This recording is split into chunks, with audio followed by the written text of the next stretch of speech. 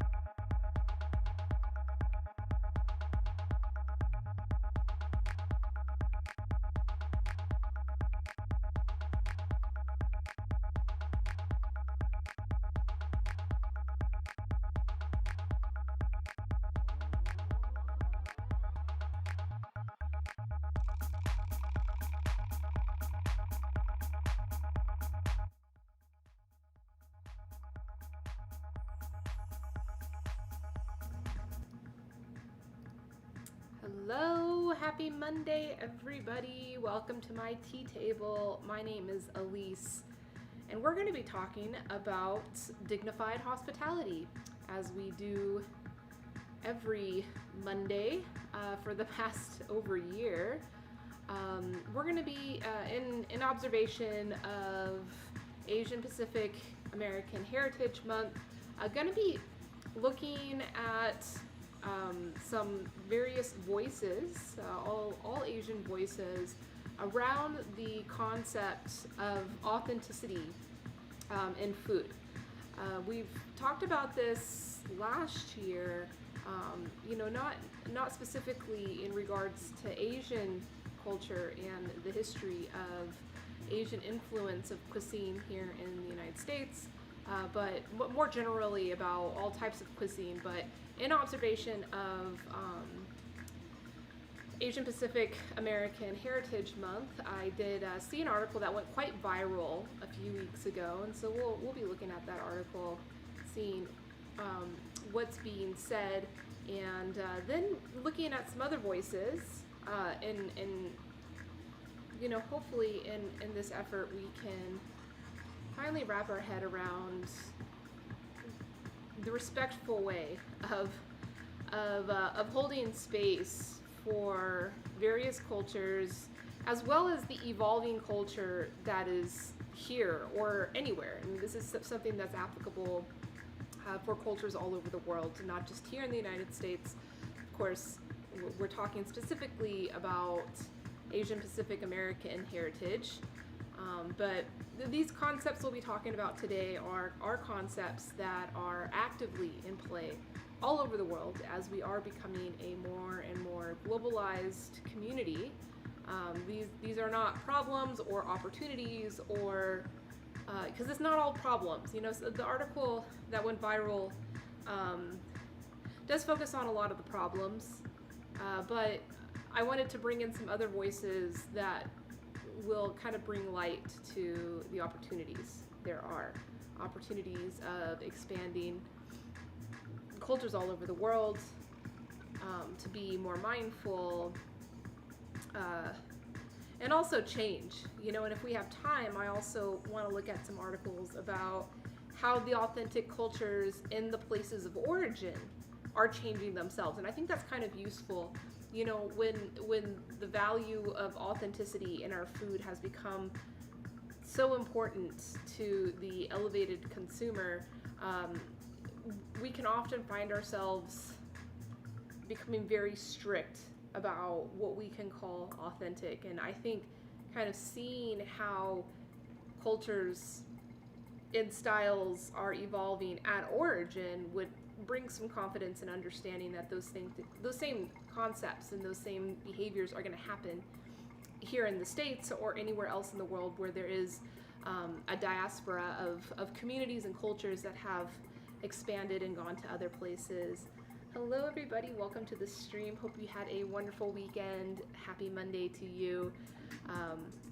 In continuation of observation of Asian Pacific American Heritage Month, I will be listening, or we all will be listening to voices of various Asian food business owners, Asian food writers on the concept of authenticity, which is something totally applicable to tea. Because, you know, as we start to pursue tea, we may find ourselves in those same types of cycles and loops of trying to hold on to what's authentic, without really understanding that there's a lot more nuance to it than what we may think. So before getting into the articles, I'm going to go ahead and prepare some tea to get myself into the best mindset for this focus. It's always kind of hard to get back into it on a Monday after a restful weekend. I certainly had a restful weekend. I'm very, very appreciative of.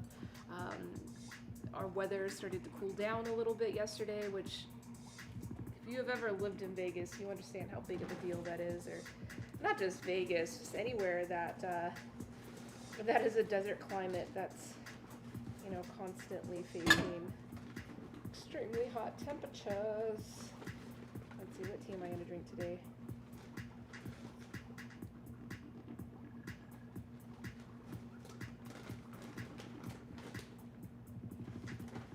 I haven't drank this tea in a while. Hi Heather, how are you?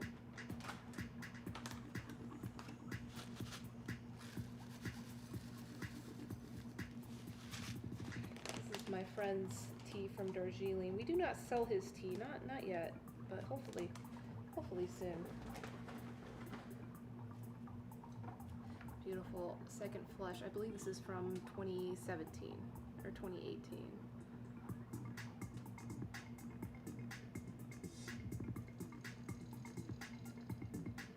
Nice full leaf tea.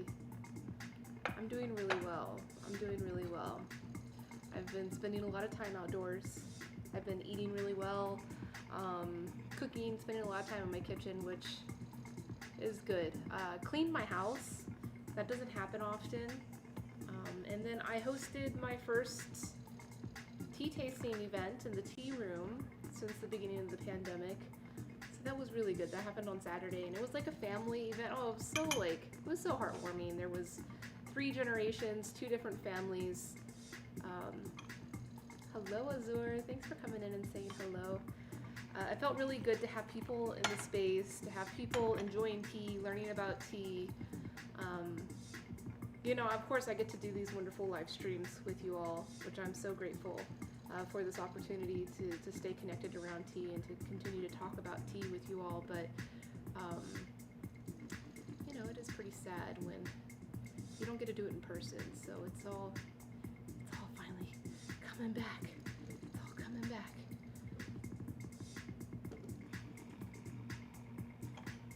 So, good to go. Put my tea in.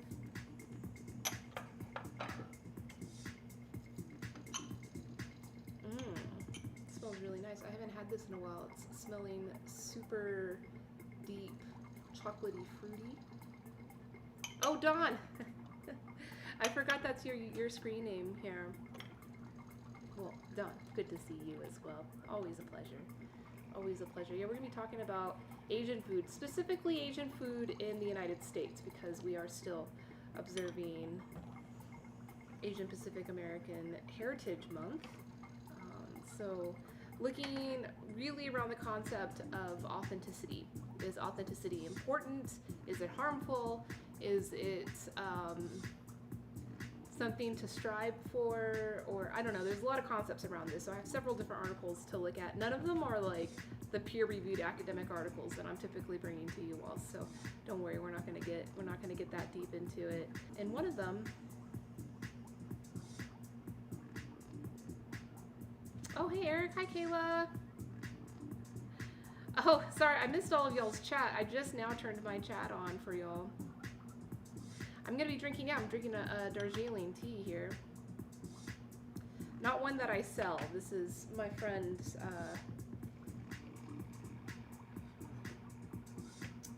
he's got a garden not too far where the Yankee Garden is. We do sell the Yankee Tea Factory teas.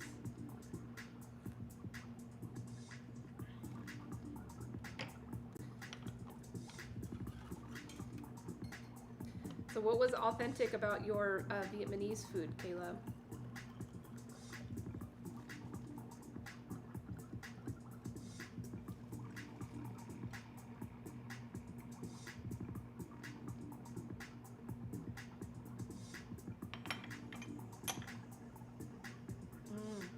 Smells great. So look at the color, look at that. Wow, so clean, so vibrant. This is what in Darjeeling is called a black tea. You know, it does have the aesthetic of a black tea, but in Darjeeling, they don't fully oxidize their black teas, and that's what gives it its like really characteristic kind of floral character. So some people argue that it's technically an oolong tea, although this is quite processed.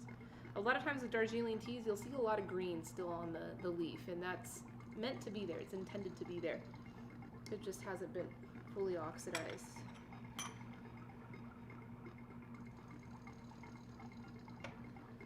Now, does that make it authentic Darjeeling if you don't do the full oxidation on it?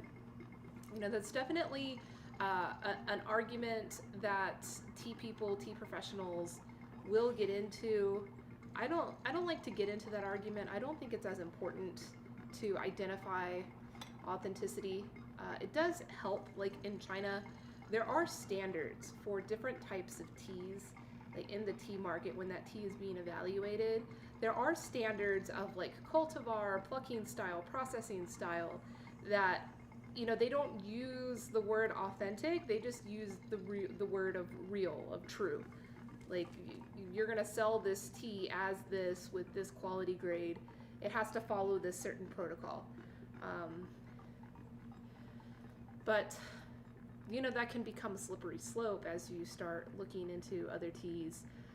And tea is, like culture, is gonna be constant evolution. And a lot of times it's not dictated by, you know, the government. And I actually found some really interesting articles about observations about how the Chinese government is almost trying to regulate and govern authenticity or Chinese culture. Yeah, it's not something to be regulated or protocoled. But sometimes it's influenced just by what's really going on. Like, for instance, I probably won't have time to go over it today, but I found an article talking about how the night markets in Taiwan, which is like a backbone of Taiwanese food culture, it really is. It's fabulous. But because of the pandemic, this writer is saying that she's noticed a change in the culture around the night markets in Taiwan. And a lot of it actually has to do with the reduction of tourism in those urban areas is not supporting those markets like they used to be supported. So those markets are having to evolve, becoming more professionalized, which is interesting, which is fascinating, and that's the beauty of culture. That's what happens. You kind of have to change with what's going on.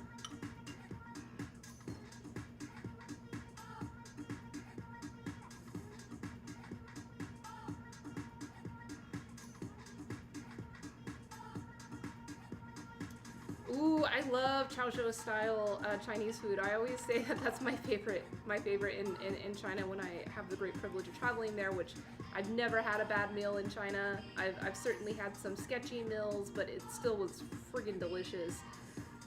But like Chaozhou City, oh my goodness, the food there is so great. So yeah, Eric, you're in for a treat. We don't really have a Chaozhou style here in Vegas, which is kind of regarded for being one of the most prolific Chinese dining destinations in the country. I mean, we have this very large Chinatown that's just right outside the door here, just right out here. The food is very localized. The different restaurants you go to do focus on certain localities of cuisine. Oh yeah, I've never found a Chaozhou one. There certainly are like Taiwanese deli styles, which is kind of close. But actually, when I went to Flushing in New York and was like searching for noodles on the street and eating food there, I did find a couple of Chaozhou style places, which I was like, oh, this is great. I would be eating there every time. Oh yeah, vegan Vietnamese food is totally authentic. Right. I feel like Chinese restaurants, Vietnamese restaurants, especially Vietnamese restaurants here in Las Vegas. My experience, I'm just going to talk about my experience here in Las Vegas. It's been really hard to communicate what vegan means. Some of them are getting the point, and there are some restaurants that are specifically opening to cater to that demographic of people seeking vegan, or they may be kosher or halal, and so they want to open to those demographics. But yeah, vegetarian and a lot of those dishes may mean that like the focused ingredient is a vegetable, but there's still going to be some beef, or there's going to be some type of stock or flavoring or pork, which is a real issue. So that's why I joke that vegan Vietnamese food is super authentic. All right, T-Sleuth. Thanks for stopping by. Thanks for staying high. All right, so I think I'm gonna like start with the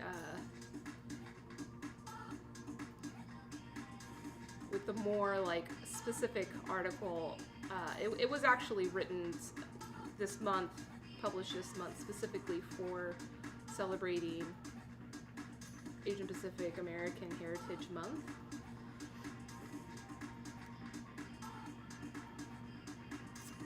It was published, I don't know where it was first published, but it's like almost every major news outlet has it published there. So I'm not sure who published it originally. Today I'm just looking at the first one that came up on the SEO, so good for them. On Today website, titled "I own an Asian food company. Here's why we won't use the word authentic." And I didn't read this article until today. I had seen it circulating on my social networks a few times earlier this month, so I figured it'd be appropriate to check it out for today's discussion. It is a little shocking, and so that's why I did want to bring in some additional voices, so that we get a good mix vibe of what's oh yeah. Sorry, T-Sleuth, I didn't know you had to go. You should go. And next time I come to St. Louis to visit, we should go together. Go have some, oh man, I can't even remember what the dish is called. The steam egg cakes, or the steam rice cakes. where the rice based dough, it's like a watery dough, gets poured out on this sheet, and then that gets steamed, and so that coagulates into a very thin pancake like thing, and then gets stuffed with all kinds of goodies and rolled up and yummy sauces, sweet, slightly spicy sauces. And then the culture in the city is great because the street vendors that make that product, it is a popular breakfast food, but it's also a popular middle of the night food. So 3 o'clock in the morning, you could be walking around, jumping storefront to storefront, sitting, having gung fu tea with friends, and then eating one of those as a snack, no problem. All right, so they said, we made the decision to never use the word authentic in relation to our work, as the term has become a burden that chefs of color must bear. These are them. They wrote the article, so this is not an interview or this is not someone else. This was written by Kim Pham along with Vanessa. They're the founders of APAHM, a company that makes Asian dish starter kits in partnership with chefs. Interesting. I didn't look in their company. We'll look at it later. I think that would be interesting to see. So yeah, maybe today was the first outlet to publish this, but it was published specifically for Asian Pacific American Heritage Month. They're sharing various community stories of history, pain, joy, and what's next for the AAPI community. We'll be publishing several essays, stories, videos, and specials throughout the entire month of May. So here the article starts. You can hardly scroll through Yelp without being bombarded with proclamations about restaurants being authentic.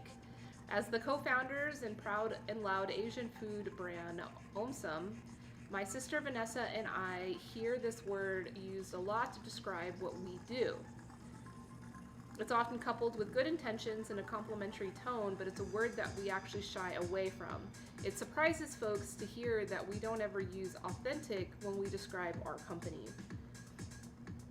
It does look delicious. Oh, it has lotus root. I'd eat it. I'd eat it for sure. Hey, Grandmaster Ong, what's up, man? Welcome to the stream. Thanks for stopping by and saying hello. We're just reading some voices about Asian culture and food in the United States.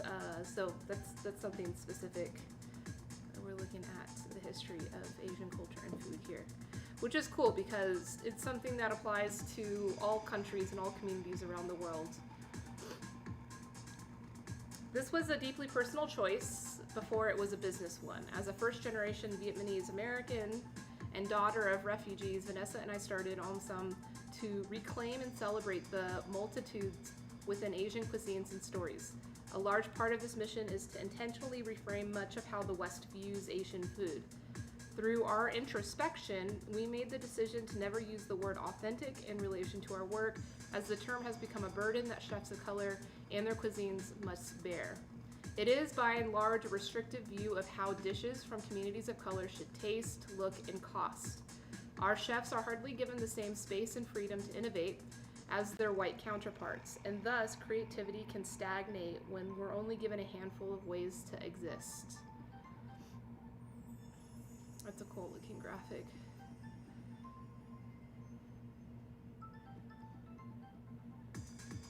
A bit of context. The call for authenticity actually arose from a backlash against fusion food.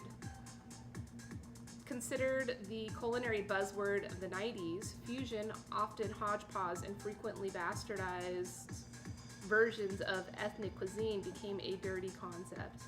By the early 2000s, consumers sought cuisine that felt more meaningful and real, and thus the relentless search for authenticity began. This price standard also coincided with increasing internet adoption.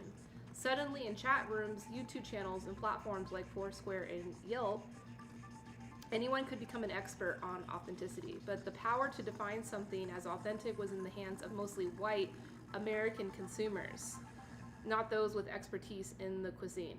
And that's an important thing. And that's like a responsibility as us as tea lovers and tea arts practitioners to keep in mind. It's something that I personally have been struggling with.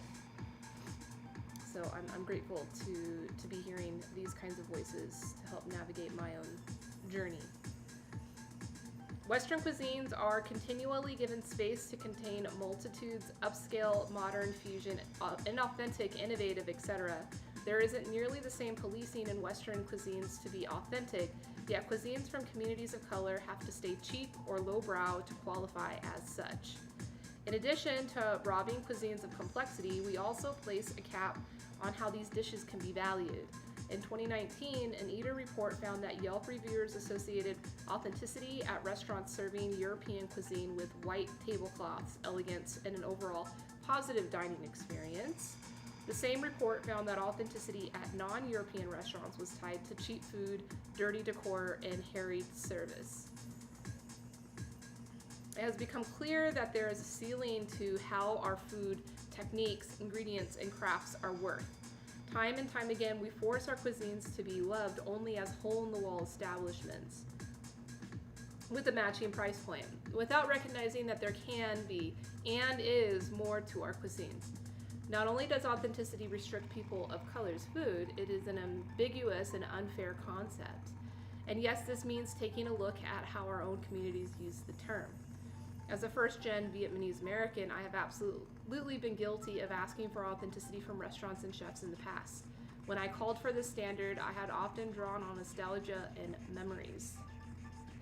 That's not like my dad's cooking, or that doesn't taste like home, or I grew up on $10 bowls of pho. This is too expensive. This unfortunately creates a standard that changes from person to person, a moving target that sets us up to fail. Asking for perfect representation is rooted in a place of scarcity, where there's no little representation in the mainstream that whatever does exist must somehow perfectly encapsulate the intricacies that exist within our cuisines and their legacy. So how do we decide what is or isn't authentic? It is rooted in familial or nostalgic memories, and can anything truly be authentic to everyone? More importantly, as a community, why are we so fixated on gatekeeping singular and static moments in the past?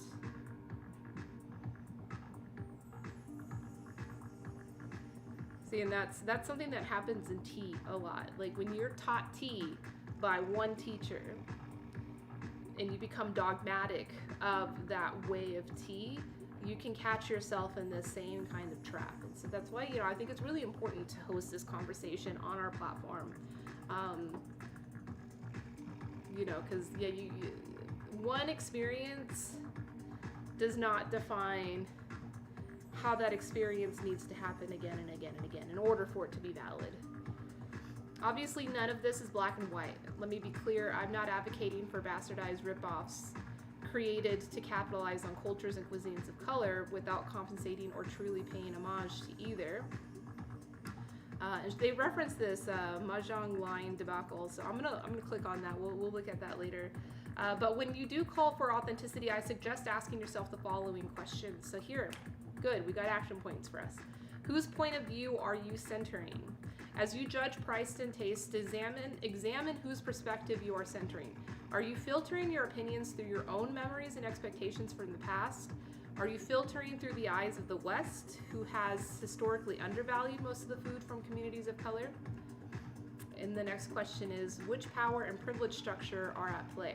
This conversation of authenticity is parallel to appropriation in food, a meaty topic for another day. So, and that's the angle that I've actually addressed on this platform in the past. But one of the main factors to consider is which parties in the scenario hold privilege. Is a dish inauthentic if its flavor profile has been adapted by restaurateurs of color trying to survive or assimilate to mainstream tastes? Are you valuing the work of people of color through a colonist lens? So these are like deep, heavy questions, and they may be hard to articulate, but we got to start somewhere. I mean, I think the first thing that we could start at, and they did give us that call to action, is just to stop fixating on the importance of authenticity. And I think really first and foremost is like more focusing on how we're evaluating or how we're valuing the experience that we're having in that moment at that time when we are interacting with that business and receiving value from them, versus like critiquing it from the get-go that it's only going to be a valid experience for you if it's authentic.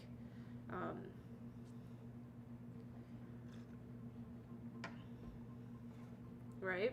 And then if you do want to start like studying culture and asking these questions around authenticity and culture,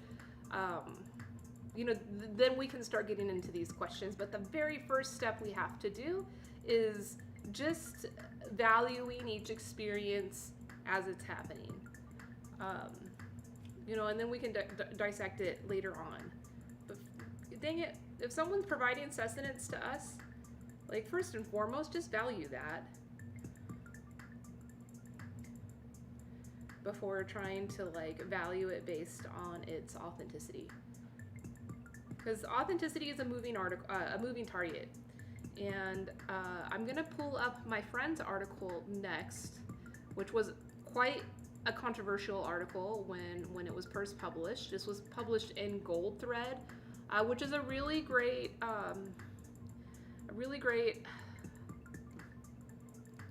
resource for all things like Asian culture.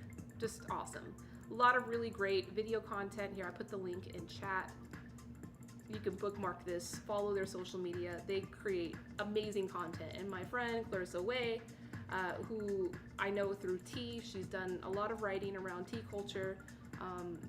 She's based in, I think she's back in Taipei. She's actually from the same hometown that I'm from. We made that connection, which is really great in Southern California, but she is a renowned food writer, specifically around Asian culture. I've just written so many great articles, but this was like a really interesting one, and this is related to what we're talking about. The title here may like offend what we were talking about in the last article, but I think it kind of complements and may give a new perspective about understanding how the concept of authenticity is a moving target. It is constantly changing, and it's dependent on its atmosphere. It's dependent on its culture, which, if we're dealing in diaspora, where you have some type of culture that has spread from its origin into new places that have different and new cultures that come together, that's what makes it a moving target. And even at origin, it also remains a moving target, just like what I was saying about the night markets in Taiwan changing due to the local pressures there. And it's not a bad thing. It is what it is. So this was published April 2019, so it's got a couple of years on it. Clarissa, like, she's always writing about things like years before you see it come up again in the media. So this is titled "Why Panda Express is Authentic Chinese Food." Now, don't be triggered by that. Don't be triggered. Let's read and see what she means. Andrea Cheng, the chief marketing officer of Panda Express, spends a lot of time thinking about how mainstream America perceives Chinese food. For many Americans, the fast food chain is their first taste of Chinese food. And while yes, Cheng gets paid to shape the rhetoric around Panda Restaurant Group, which owns Panda Express, there's a deeper, more sentimental cause behind her drive. Cheng is the daughter of Andrew and Peggy Cheng, the founders of Panda Express. She has personally witnessed it grow from a small mom-and-pop restaurant in the Los Angeles area to an international chain with locations around the world. Good old Panda Express. Back then, my father worked front of house and my grandfather worked back of house. There weren't enough dollars to support the family, and I remember the desperation of those moments. The desperation was so great that Cheng recalls her father chasing down any customer who left without ordering. Each of the customers was so important to us because without them, my family would not survive, she said. That has been imprinted in our culture. These days, the Chengs don't have to do much chasing. with more than 1,700 locations around the world. What? 1,700 locations? Wow. And over $2 billion in annual sales. $2 billion? Amazing. Wow. Panda Express has become many people's first and in some cases only exposure to Chinese food. Andrea Chang is highly aware of that position. As a second-generation Chinese American, she feels responsibility, perhaps more so than her parents, to publicly celebrate the family's roots. Authenticity is a concept that Panda Express has battled for its nearly 4-decade history. Critics are quick to label it as inauthentic Chinese food because it's deep-fried, high sugar offerings, but the restaurant group, technically speaking, is as Chinese as the roots can get. Now, the second generation of Panda Express is focused on raising awareness of what is meant to be Chinese while keeping in mind the diversity of their massive audience. Panda Express was started in 1983 by Cheng's grandmother, Ming Tsai Cheng, who was born in Yangzhou, China, and trained at a Chinese culinary arts school in Taipei. He later secured a job as a chef in Japan after moving to Los Angeles to start up the predecessor of Panda Express, Panda Inn, in the 1970s with his son Andrew Cheng and daughter-in-law Peggy Cheng. At this time, the Los Angeles area was teeming with new Chinese immigrants, mostly from Taiwan and Hong Kong. Changes to immigration law in the 1965 inspired East Asians to move in droves to the San Gabriel Valley, a suburban enclave of Los Angeles now famous for its Chinese food. The new wave of immigrants shepherded a higher standard of Chinese food because, unlike previous waves, these expats were generally more educated and wealthy. The competition, as a result, became fierce. The Chang family was a part of this movement. However, their restaurant, located in Pasadena, just north of the heart of San Gabriel Valley, was frequented mostly by non-Asian clientele. To survive, they had to adapt. Andrew Chang, Ming Tsai Cheng's son, wasn't a purist when it came to the food. He was an opportunist and studied the competition. When he saw that lobster and steak dinners were popular, he worked with his father, the head chef, on introducing their own interpretation for their customers. In the beginning, everything was already being translated by master chef Ming Tsai Cheng, Andrew Chang says. And the way that he worked always had that Chinese heritage. Although they were adapting Chinese food from an American audience, the Changs were still influenced by the palate they developed in China. Personal tastes, no matter the distance, could not be completely altered by immigration. The 1970s and 80s were instrumental in shaping the fabric of Chinese American cuisine. General Tso's Chicken debuted in New York City in the 70s, and Orange Chicken was launched by Panda Express executive chef Andy Cao in 1987. So yeah, Orange Chicken is Panda Express. They are the creators of that. 1987.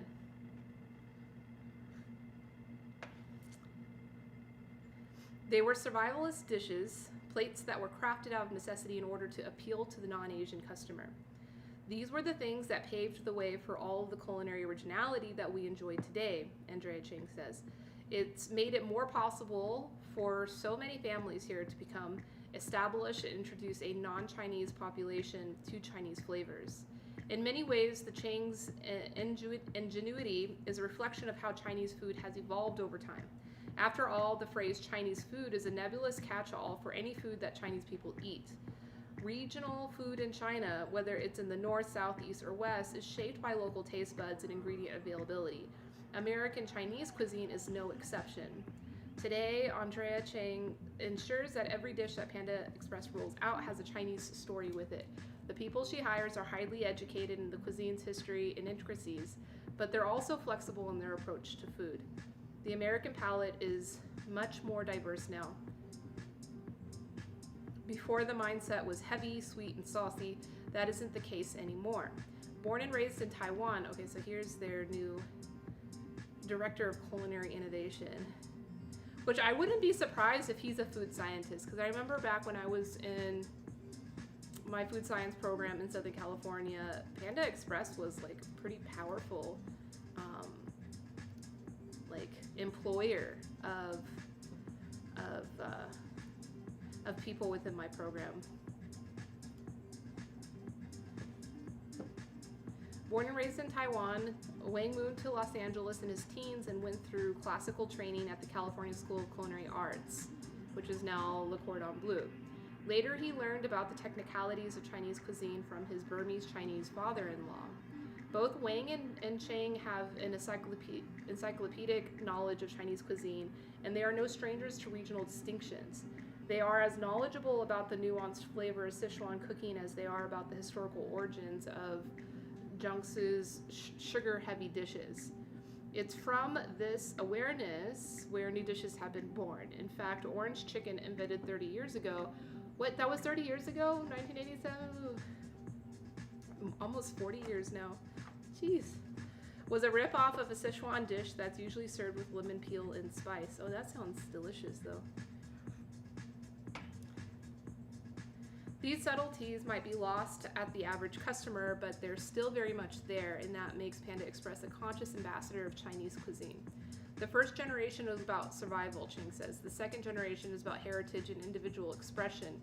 Not only do we get to shape the dialogue around food, but now we get to shape the dialogue around culture. So, you know, I know that this argument or this perspective is, oh, I don't feel old. The orange chicken should feel old, Tef.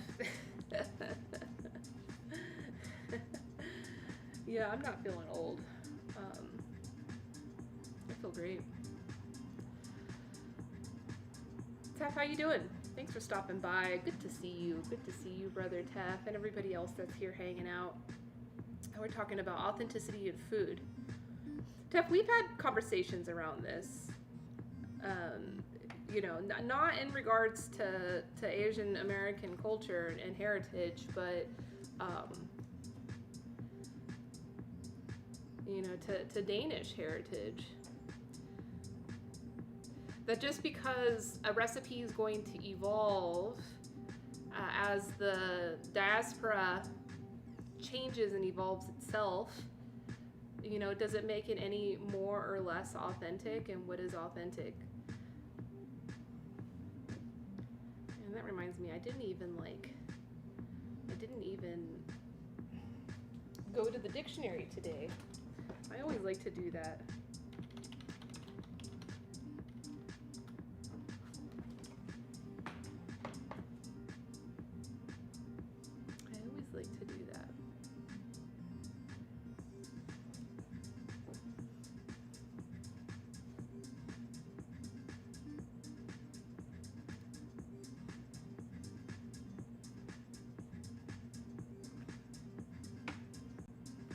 Yes.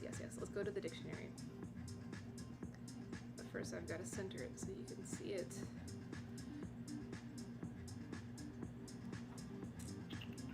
So authentic, according to Merriam-Webster's dictionary, worthy of acceptance or belief as conforming to or based on fact. Okay, so, I mean, if you want to say some food is authentic, like, you just have to verify its realness. Like, is it real or not? Okay. Conforming to an original so as to reproduce essential features. And this is interesting definition, because the focus here is on reproduce essential features. Right? So authentic doesn't inherently mean that every little detail has to be exactly the same as like this original that you're trying to compare its authenticity to. Like, there's just reproducing essential features. And then the last definition here is made or done the same way as an original. You know, and so this definition definitely does leave some room for exactness, exact replication, which is what the past two articles that we've looked at have kind of warned us against, kind of marrying ourselves to exactness, that the original is going to change. You know, and so does that mean that if, like, we want to defend authenticity in marketing, because I think there's some validity. There really is. There's some value in saying that something is authentic, but adding the qualifier that this is authentic to Chinese American cuisine, right? Because that would be the case of like Panda Express. Like their story, that story that we just read from Clarissa, that's a valid story. And that's the valid story for the Chinese American. You know, it's just one story, but it's a valid one to, you know, to kind of explain, you know, that this is, yes, Kayla is so sweet. I look forward to seeing everybody in Topia in about an hour. I'll just be hanging out here. I got no tea orders to get out. Hey Brendan, good to see you. Happy Monday. I got no tea orders to get out. Hi Andrew Fox, how's it going? All right, so the next definition, let's keep going. The next definition is not false or imitation, real or actual. So there we go again. Like, oh good, Tislu's gonna be in Topia. I think it's gonna be a cool little tea party. I'm doing an authentic virtual tea party dance.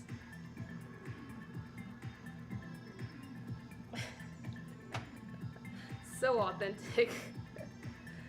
Oh, you've been at the park. I hope the weather is beautiful. Yes, so Ted, that's exactly the example that I was thinking of. The Riesengroth. You know, I'm sure I'm not saying it in the authentic way. Oh, Bitcoin, you come to say hello? I have an authentic Bitcoin here. I have an authentic Bitcoin. Come here, buddy. Come say hello. Come let everybody know how authentic you are. Authentic Bitcoin. Oh, cutie boy. He came for his authentic chicharron. I love this definition. It's like not false or imitation. So like if it's just real, like if the food is like made of real carbohydrates, real fats, and real proteins, and not made of plastic. Yeah, I don't have an accent. I mean, I remember my grandpa, he only, you know, he died when I was still young, but I do remember his accent. But I never got the impersonation of it. I remember it being very deep. He had a very deep voice. Oh, Bitcoin. Sweetie. Aw. Authentic Bitcoin right here. American is an accent. Yeah, that's true. And even within this country, there's a lot of different accents. Or, you know, within the Americas, where all people that identify as American are. But I don't know what my accent is because I've lived in so many places and I've learned so many different languages. My accent is all over the place. Like when I was an Uber driver, that was like one place where people loved to guess my accent. And you know what I got most of the time was Canadian or Midwestern. I've never lived in either of those places, but it's weird. I guess like all the other accents that I've picked up in my life, you know, kind of smashed into that. But I'm really sorry I'm not presenting an authentic version of Riesengroth.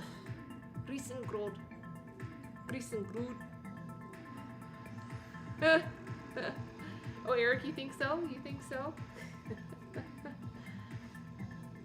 I don't know. I've been to several different places in the Midwest, and even there, like, there's a lot of variability in the accents. So even that is like too generalized of an accent.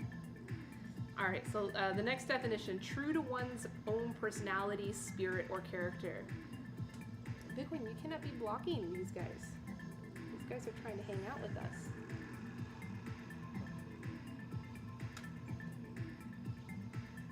That's cool. So even within Denmark, there's different accents. Well, that's cool.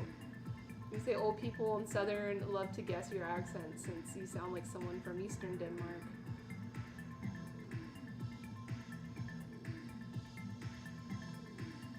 Yeah, there's so many factors that affect how we say things.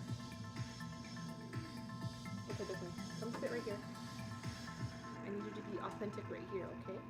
Be an authentic good boy right here. All right, so, I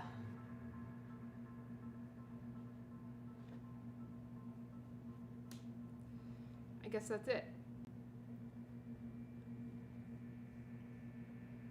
In southern Denmark alone, there's 20 different accents? Jeez.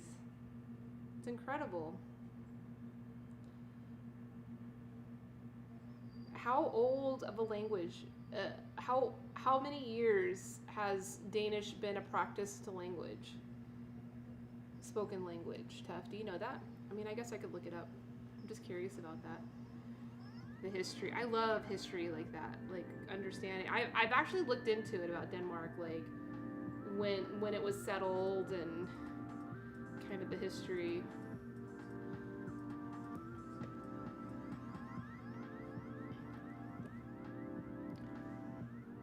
So I wanted to share another article by my friend Clarissa. Really great article. This was actually an article that gave her first like bit of fame in the Asian food writing space. Do you have it, Queen? Just like that. Okay. He wants to sit right in front. What a cutie. All right. So this is actually from 2017. So this was a few years before the last article that we saw. I met her in 2017. Actually, no. Yeah, I met her in 2017, so I met her shortly after this. We became friends. Big Wing, you're covering up our friends. They can't hang out with us because you're covering them up. I know you're cute and authentic, but you gotta give space for them to hang out with us. Oh, so you think 1,000 years? The southern part has been speaking German at some point of time until World War II. Okay, so that's why the southern adopted the language, and so yeah, that's what influenced those accents. That's great. Cool information to know and learn about Danish history.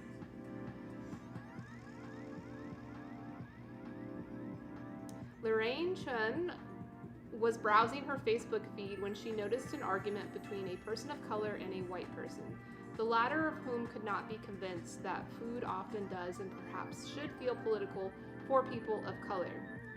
As a scientist formerly trained in experimental psychology, Chun was inspired to find qualifiable evidence that food is indeed extremely political. Okay, wait, can you sit, please? Sit, lay down.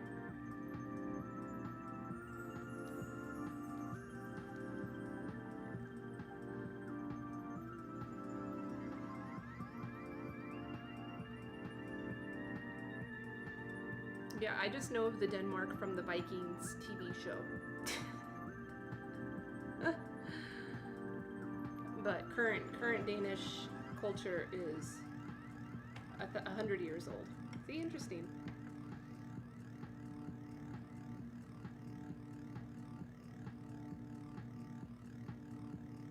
Yeah, Bitcoin is just insistent on sitting on this side, getting in the way.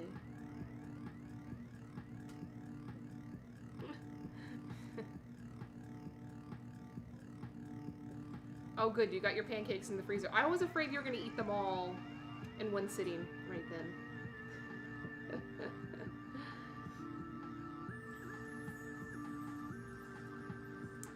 This was something that had been on my mind already. I wanted to find the data to show that structural oppression exists, she says. What she found of the 263 entries under Chinese recipe filter on the New York Times food section, almost 90% have a white person listed as author in the byline. Only 10% of the recipes are authored by Chinese writers.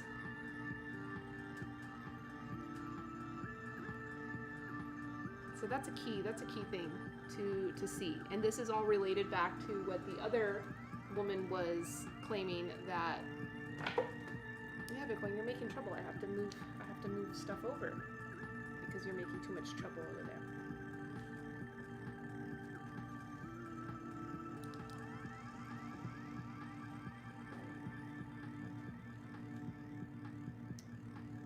Only if you're sharing with one person, Tef? Wow. 25 crepes, 25 pancakes is a lot for one person to eat. If I was there, I probably would only eat a few of them. You'd have to eat the rest of them.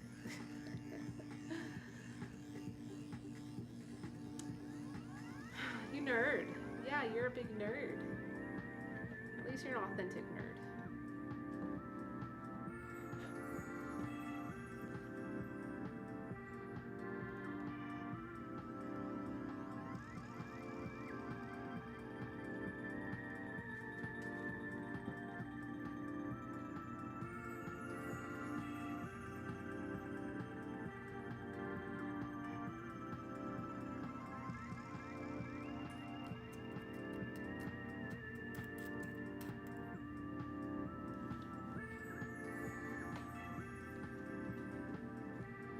There we go. Of course, all tunes provided by our good friend Sojourner, Justin Sojourner. Thank you for always letting us use your cool ass music.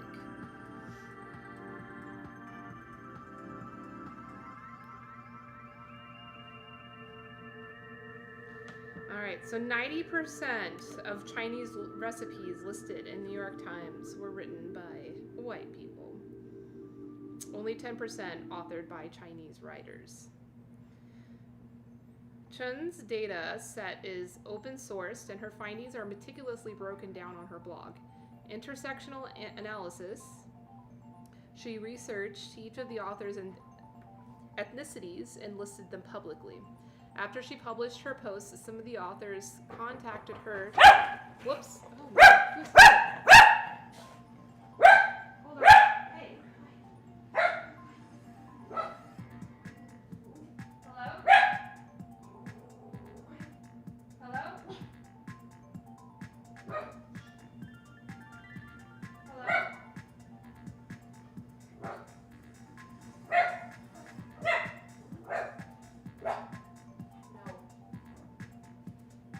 Hello, who's here?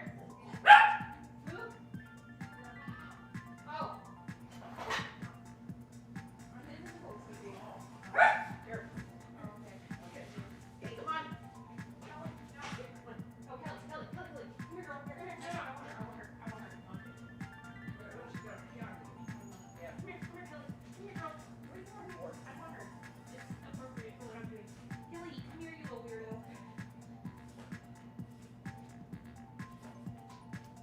You won't believe what was at the door. We have an inauthentic Bitcoin at the door. This is my mom's dog, Kelly. That's what was at the door. Okay. Bye. Thanks. Bye.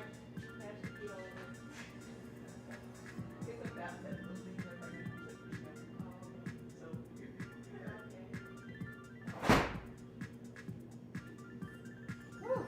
All right. Well, that was a little chaotic and strange. Yeah, my mom didn't want to come on stream, but the dog I brought an inauthentic Bitcoin on stream.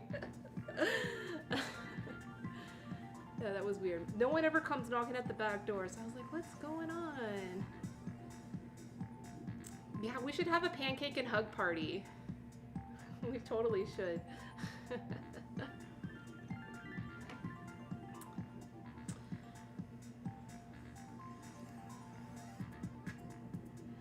Alright, so let's see what she wrote. She wrote, when I look at the repertoire of work of white chefs and restaurateurs have built on ethnic cuisine, it feels in a way dehumanizing.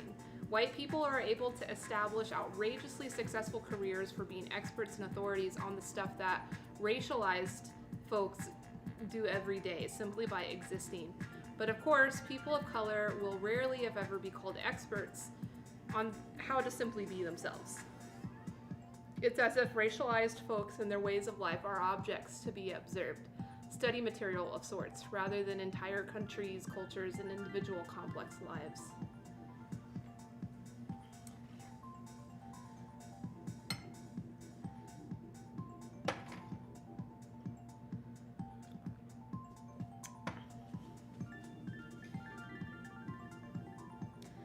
Yeah. Yeah, so this is it. I mean, this is so real, Kayla. It's, that's the real authentic thing. You know, like, so what's another solution here? Is like, it's problematic when we start fetishizing authenticity.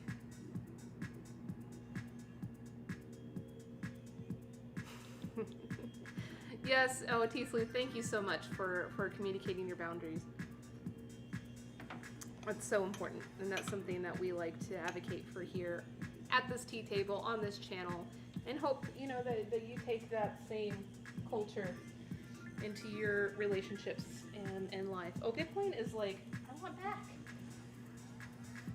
That fake Bitcoin came up here and tried to steal my spotlight.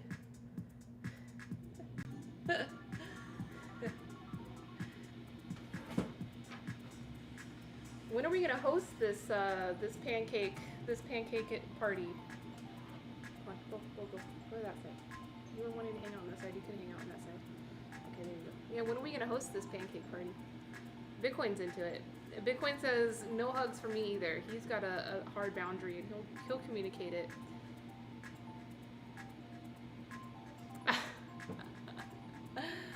Oh, my mom. You know, we've already had this discussion. I've already discussed it with her.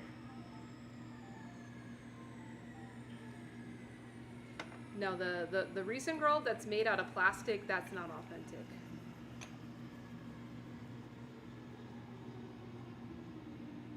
You want to do it in June? That sounds like a good time. I want to go on a road trip. Maybe I'll do a trip to Europe. Yeah, maybe I'll do that. I don't know, so many options. So many options. But I want to wait until the vaccine becomes available for everybody. It's not an issue, it's available to everybody.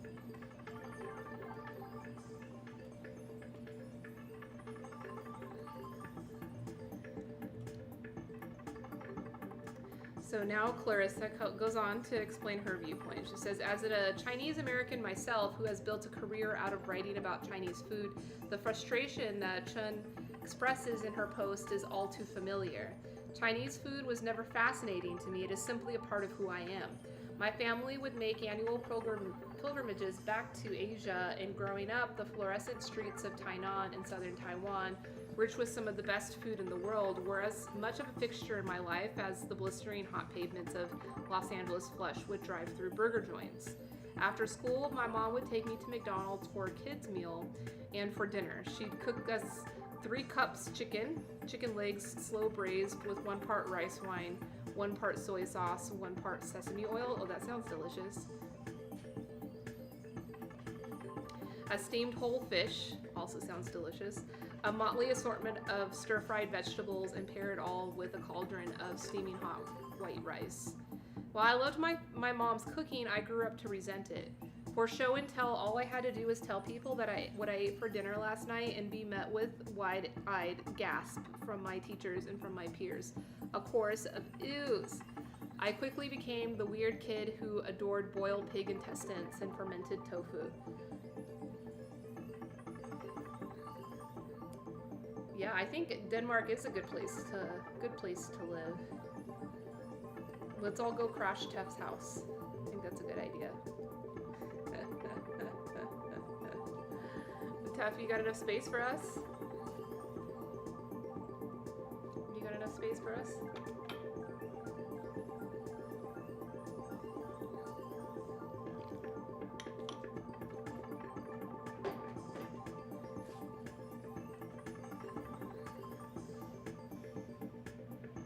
People were afraid of our ingredients, said Brianna Lai, an associate food editor at Eating Well magazine, who is half Chinese.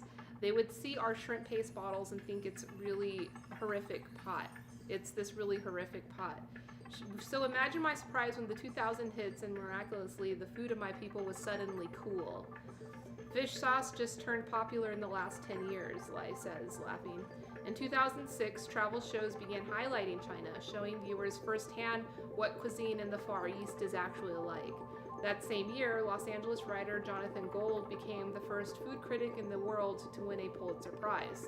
Among his highlighted works, a tribute to the fleshy cold salted duck at Nanjing Kitchen in Los Angeles. I was baffled. I grew up eating salted duck. Hell, in Taiwan, we have a salted cold goose, which I find much more spectacular and refined than Nanjing's version. In a weird turn of events, people were making money and becoming famous for eating the things that I had grown up with and had been bullied for. And so, fresh out of college with a journalism degree under my belt, I headed straight into the world of food writing, capitalizing on the nation's growing obsession with my people's food. I heavily researched the Chinese food scene in Los Angeles, piecing together maps and long listicles of restaurant after restaurant, indexed by region and dish and province. I found that 21 out of 34 provincial level administrative units are represented in Chinese restaurants in Los Angeles. Wow, 21 out of 34. I wonder what that is here in Vegas. Maybe less, because Los Angeles is so vast. Last year, I traveled to a dozen of these provinces and wrote articles on each one, breaking down the regional subtleties and tradition. I hold myself to high standards when it comes to writing about Chinese food, yet I live in a world where it can be quite insensitive in their approach to the cuisine. For example, many writers, especially on the East Coast, still use the Wade-style spelling of Chinese locations, a phonetic system that was invented by British diplomats Herbert Giles and Thomas Wade. It is in the dictionary that is largely outdated and widely inaccurate in its representation of Chinese phonetics. In the Wade-Giles system, Sichuan is romancized to Szechuan. Nanjing is Nanking. Beijing is called Peking. These writers are the same people who still refer to Guangdong province as Canton. For his work, Giles won an award from the French Academy. Meanwhile, the Chinese laughed. Chinese scholar Gu Hongming declared that the Giles Dictionary is in no sense a dictionary at all. It is merely a collection of Chinese phrases and sentences translated by Dr. Giles without any attempt at selection, arrangement, order, or method. To add insult to injury, Thomas Wade was a British soldier who fought and lightly killed Chinese people in the First Opium War.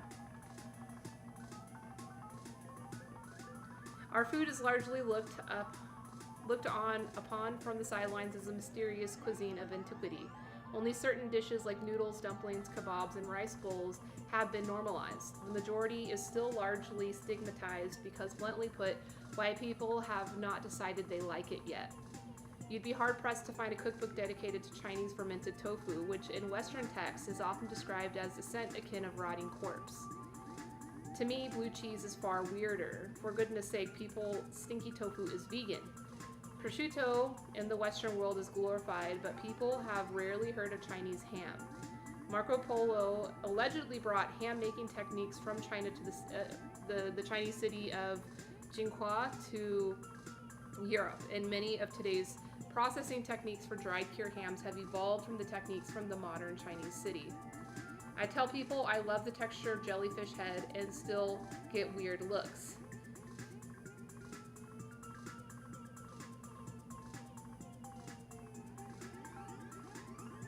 I pop bamboo shoots like candy and people stare at me like I'm eating bark, which for the record, Chinese people do eat, but in medicinal stews. When Chinese American Kathy Erway, the author of Food in Taiwan, made the first round of pitches of her book, all the initial publishers declined. They didn't get the why of this book. In a couple of meetings, it was fairly apparent that most people had no concern of where, what, and who was Taiwan. I fell in the awkward position of giving a geography as well as history lesson just to broach the topic of this book. It seems that publishers are shy of taking on a book that really has no precedent with which to make a reasonable estimate of sales figures. Yet in Taiwan, I saw Erway's book in nearly every English bookstore I went to. There aren't many modern English cookbooks dedicated to the food of Taiwan. I myself had many of my pitches labeled as too niche, only to find those same topics first surface in articles by white people years later. So yeah, I mean, this argument is reiterating the same argument that white people do have the privilege of gatekeeping, of like what is authentic, what is cool, what is relevant to be talking about.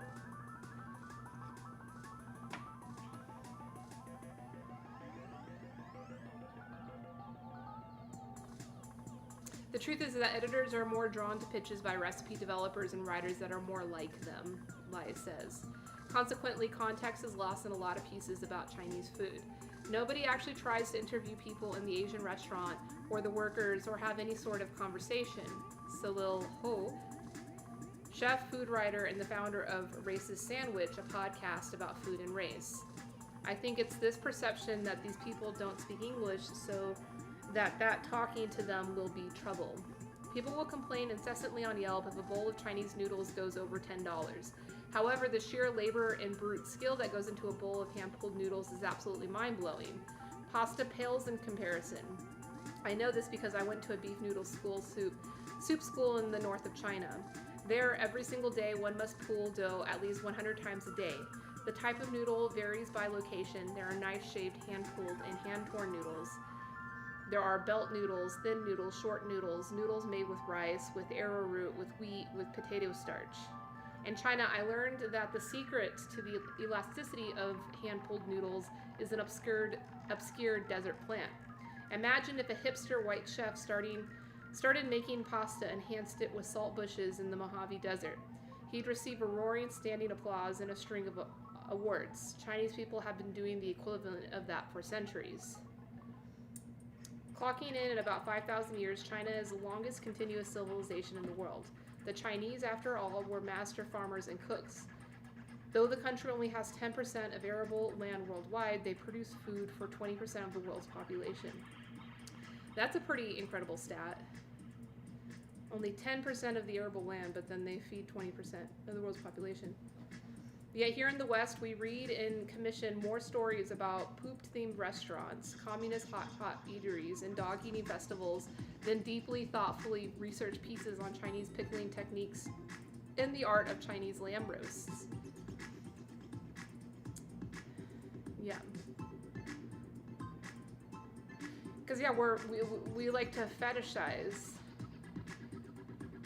And so then that's what draws... Yeah, what's just like sensational. There's an ancient Chinese recipe that dates back to the Tang Dynasty in which a fat goose is stuffed into the belly cavity of a whole lamb and then hung from a frame over a slow fire. It is roasted until the lambskin is burnt and crisp and the goose well done. As it cooks in the belly cavity, the goose absorbs the taste of the lamb while retaining its own tenderness and flavor. Huh, that sounds really interesting. I'd like to try that. So imagine my disbelief when turducken became a groundbreaking culinary phenomenon. People also tend to lump Chinese cuisine into one large category, unaware of the vast regional differences. I was pitching to some major magazines a story about Shanghaiese style food. Freelance journalist Tianlan Ho says, and they said, well, we just had a story about Sichuan already, so China is already covered for the year. That really surprised me because this was a magazine I respected and they had a full Italian issue and a French issue. For the record, Shanghaiese and Sichuanese cuisine are polar opposites. Shanghaiese food is fundamentally sweet in flavor. It's not inundated with spices, preservatives are used sparingly, and while soy sauce is a common ingredient, dishes tend to veer to the softer side. Sichuanese cooking is much more sharp. It is known for its bold use of chili peppers, garlic, and the elusive Sichuan peppercorn, a spice that will literally numb your tongue. I love it so much. I must know that there are great pieces of works on Chinese food by white people out there.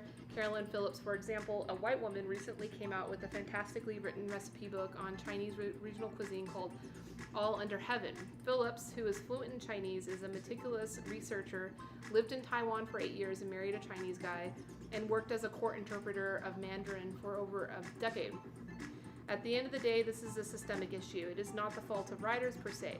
It is the gatekeepers, the editors, and the publishers that should be aware of this imbalance of representation. Generations ago, there was a real lack of Chinese-speaking writers of Chinese descent. But this is in 2017, where there are more than 3.8 million Chinese people in the United States. Yet white people are still the dominant representation of Chinese food in mainstream media. There are over 1.3 billion Chinese people in China, yet 6 out of the top 10 chefs profiled in Asia's 50 best restaurants 2017 were white men. That's pretty weird. So, I mean, if that doesn't highlight, the status of supremacy, not just here in the United States, but even in other continents, I don't know what does. Please think about who you give the microphone to. I've met Chinese restaurateurs here in Los Angeles County who have been unable to open restaurants in certain locations because they are not mainstream and trendy enough. I've been forwarded actual emails written by the city representatives to those restaurateurs with those exact words. We need to find something mainstream and trendy, the email says.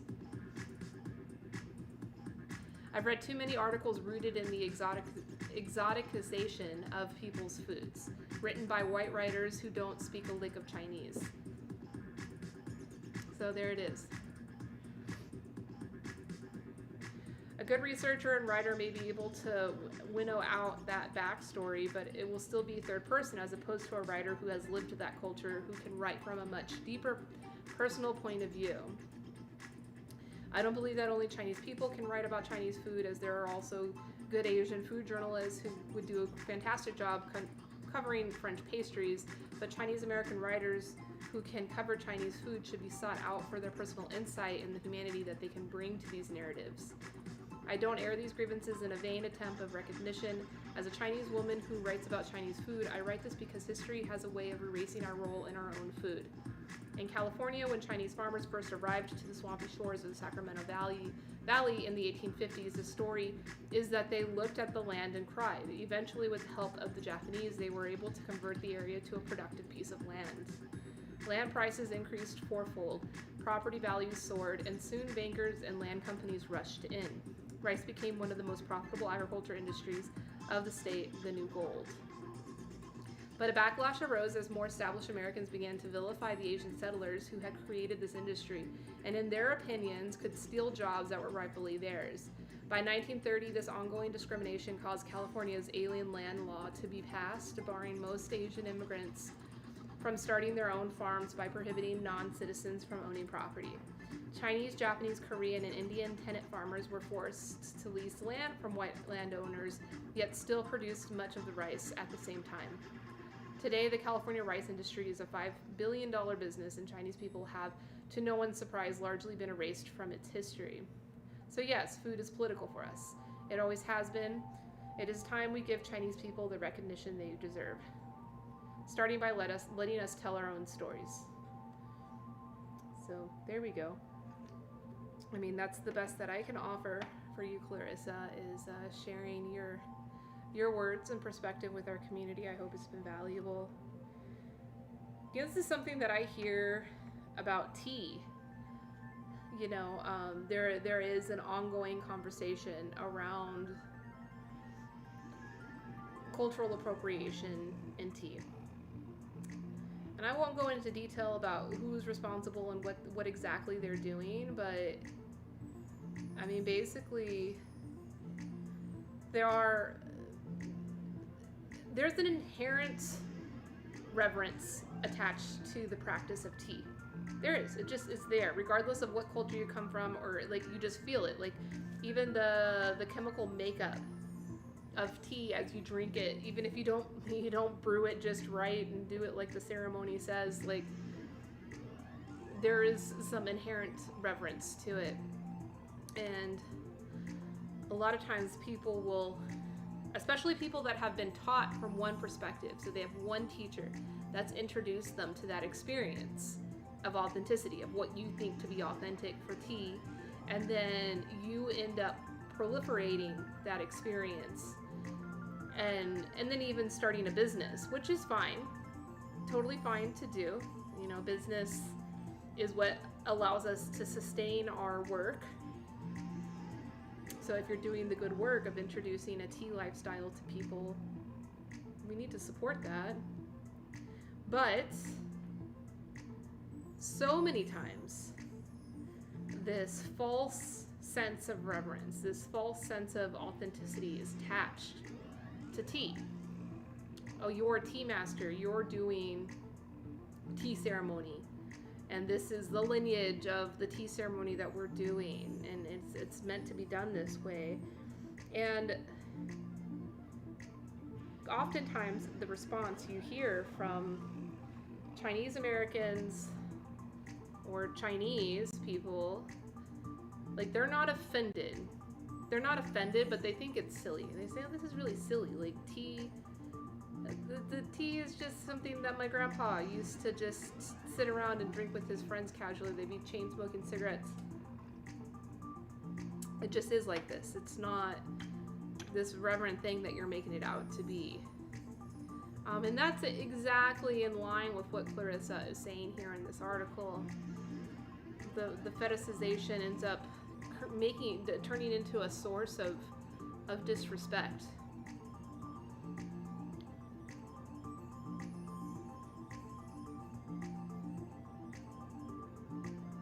You gotta be cautious of. It's too much silliness. And I got into my first TikTok spat on someone else's post, which I'll probably be making a post. I'll probably be duetting with his post because he made some really great points about tea culture and evolving tea culture and tea culture spreading to other countries, and how it's been colonized in certain places. And there was an argument about microwaved water being just as good to drink or used to brew tea than water from a kettle. And someone said, yeah, there's no difference. And that was the only thing that I was correcting, is that, yeah, there's a difference. There is a difference. When you microwave water, you may see it start boiling after 20 seconds. And as soon as you take it out of the microwave, it just drops temp.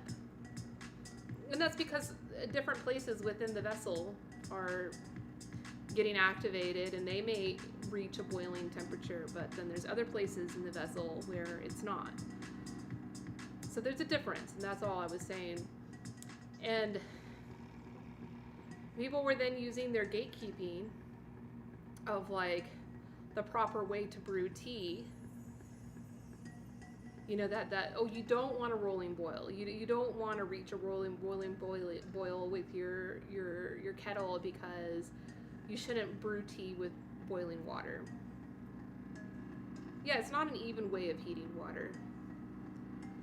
If it's your last option, hell yeah, it can work. You know, it may require more time. You may have to keep opening the microwave and mixing the water and letting it move around, or just keep it in the microwave for longer so that the whole vessel will start to boil. Kayla's yuck. Yeah, I don't want to be microwave hating here. I've got my own personal opinions about microwaving, but it was this weird kind of gatekeeping. And it was on a whole different level than what, they weren't talking about gung fu cha. They were probably still just talking about brewing tea bags in a mug with your microwaved water, saying that, oh, you don't want the water to be boiling because then it's too hot for the proper extraction. And it was kind of strange, because it's I don't know, I've been to China quite a few times and drank tea with real tea masters, people that live and die for tea and have a very intimate relationship with the tea plant, with tea culture, with the art of tea brewing. And they always use boiling water. And they always will use the water, let's say they have it on the kettle, and it boils, and then they get like sucked into a conversation and that water like lowers in temperature, and they'll just use it. Like, you know, it's not like it has to be boiling or it doesn't have to be boiling. But yeah, you do want the water to be all evenly heated so that all the water in the entire vessel is at the same temp. And a kettle is going to help you get that more ideally than a microwave. So it was like a kind of an interesting interaction to have. I mean, first and foremost, to be having that level of interaction about tea on TikTok, yes, that's a win. I take that as a win. But a lot of the same issues that we're talking about, yeah, Eric is right. It's all good. Like if it's 80, 90, or 100 Celsius, like whatever the temp is, it's going to be good. You know, and so like as a practitioner of tea brewing, of gung fu cha, you're just gonna adjust your tea brewing to it. But I don't think that any gung fu practitioner would say that a microwave is just as good as a kettle. I don't know. I don't think I've ever used a microwave for heating water. But that was, yeah, one of the first things that I learned in the food science program when I took like Food Science 101. It was a really cool class. Like we had our lab in a kitchen, and so like every different class we focused on a different food ingredient and would cook different things and do different experiments with it. And I remember that was one of the first ones, was about like boiling water. Because in that activity you get to learn how a microwave works. So a microwave doesn't heat food.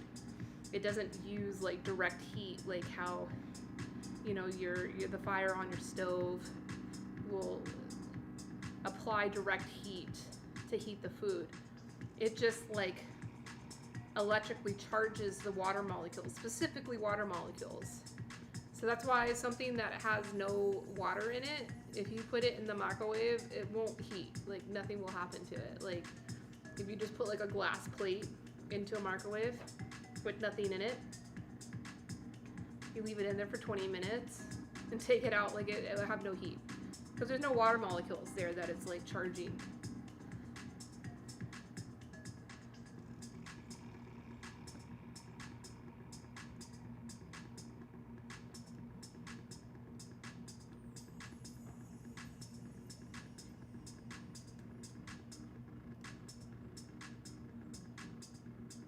How's this one?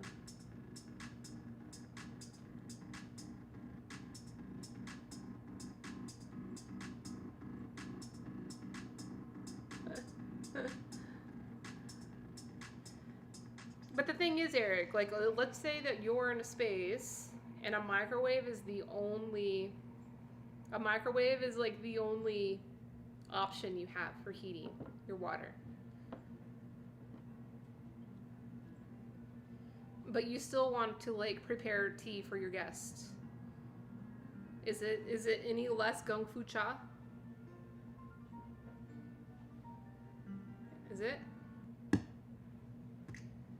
I'd argue it's still gung fu cha.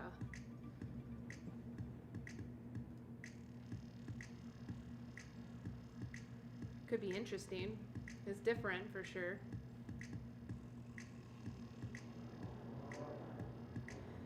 It's not less gung fu cha. You're not sneezing into your teapot. Yeah, you're right. It's not less gung fu cha. Gung fu cha is like the mentality of how you prepare. Now, if there's a microwave and there's a kettle, and like let's say there's like a microwave, there's a electric kettle, and then there's like a beautiful like charcoal heat source heating water. Then you have some options now.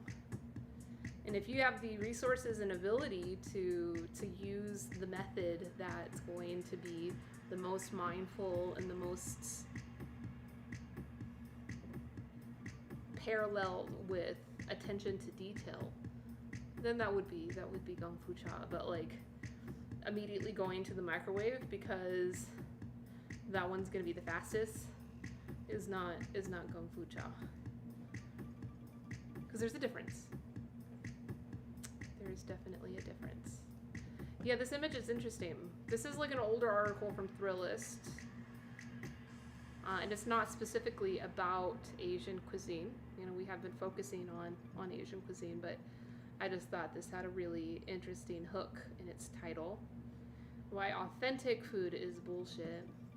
We can Thrillist usually has very like approachable reading material, so it shouldn't be as deep and real as Kayla put it in that last article. Yeah, that was pretty heavy, what we were just reading in Clarissa's article. The problem started with the mole. Here I was, minding my own business, sitting in a Mexican restaurant, brainstorming staggered humble brags from my next Instagram when I overheard my server describe the dish I just ordered for another diner. The enchiladas, he said, are prepared in an authentic Mexican mole. Let it go, Kevin, I whispered gently to myself, but I couldn't. I kept thinking, what exactly made that mole authentically Mexican? I tried to break it down. Mole's name comes from the Nahuatl word for sauce, which also seems to check out. But then again, legend has it that the first mole, as we know it was created by Spanish nuns in Puebla, who mixed together non-indigenous ingredients to serve on turkey when the Archbishop came to visit, and they were colonizers coming in from Europe. Is eating European food originally created in Mexico while in California authentic? Or maybe it's just the people preparing the food. The owners of this place are originally from Mexico, so does that help? Does it matter if one of the cooks actually preparing the food was born in America to El Salvadorian parents? Do the ingredients need to be all sourced from Mexico? What about the restaurant itself? Is it disqualified because the towel patterns kind of look Andalusian? Or because I'm pretty sure the wood in the chairs isn't Oaxacan? And what about me? Am I fucking up the authenticity of this beautiful mole by sitting here obsessing over its authenticity? Wow, that's a deep circular argument. By eating it while being an Irish-American lapsed Catholic from Boston. Oh, also, is the food eating it any good? Oh, look at this image. This hipster.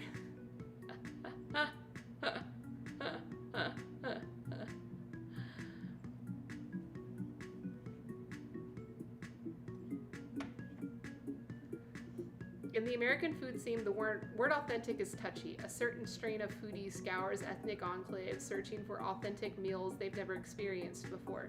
Different groups battle over who owns a certain cuisine and what the authentic preparation for that cuisine is.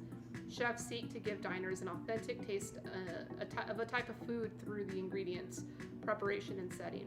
Being able to recreate or experience an authentic meal as either a chef or a patron has long been a badge of honor in the American food world, a way to announce the seriousness of your intent as both an eater and a cook. Yay, T-Sleuth, you got it. Don't fret about the authenticity, just enjoy it. Yeah, right? Like, that's what I said in the first article, is like, we really want to honor good food and honor culture. We should just value each experience as we go versus trying to compare and trying to quantify. There's only one problem. Authenticity, as we understand it, is bullshit. Complete and other marketing garbage designed to allow eaters to smugly lord their food choices over others. I feel sorry for those who never experience authentic chao sui and to permit chefs to hide behind the traditions of the past to escape criticism for unoriginal or sometimes downright mediocre execution. How can you dislike this dish? Authenticity cries. This is how it's been prepared for hundreds of years, as if cholera hasn't been prepared the same way for even longer.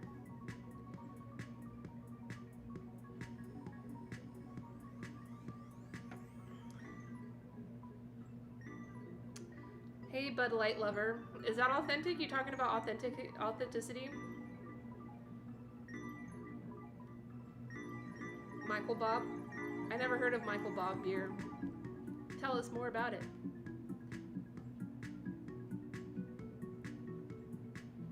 I want to hear about it. We're talking about authenticity. What makes a craft beer authentic? I think that's a big argument in the beer world. Actually, don't the Germans, Tef, you might know this, don't the Germans have like specific rules on what a beer can be called? Like preparation methods and all of that? There is some type of policing on what the authenticity of something is. Bud Light lover, maybe you know about imported beers. I don't know a whole lot about imported beers. I do enjoy drinking beer. I like the taste.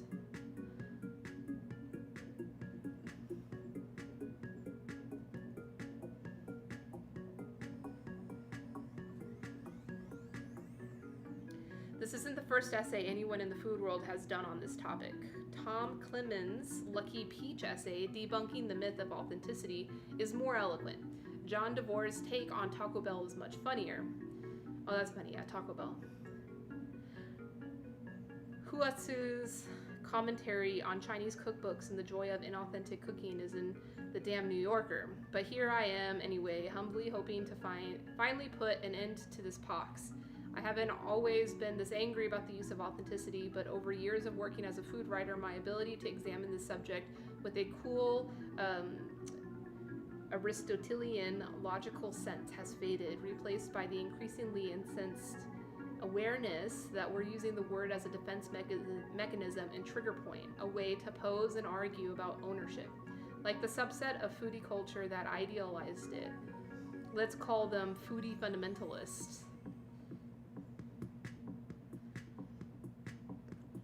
Oh, Bud Light lover knows. He says German beer, or I'm sorry if I misgendered you. They say a German beer can only have hops, barley, water, and yeast. Yeah, I've heard about that.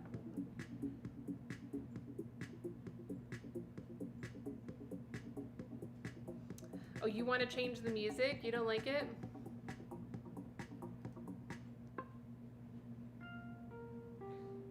Let's see if you like this one.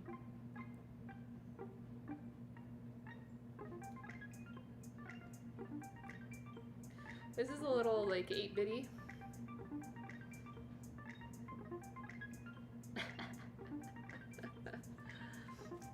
Eric, send me some fresh music.